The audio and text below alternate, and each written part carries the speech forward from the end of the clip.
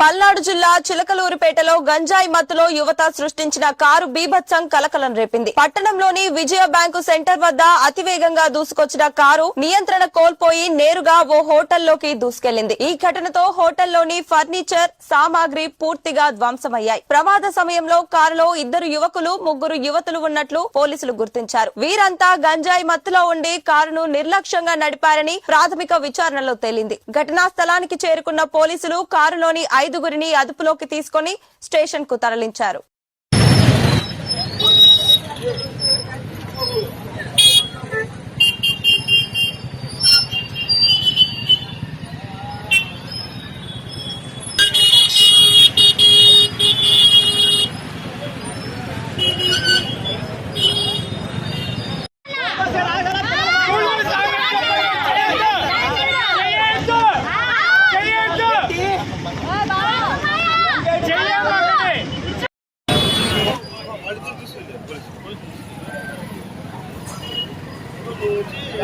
master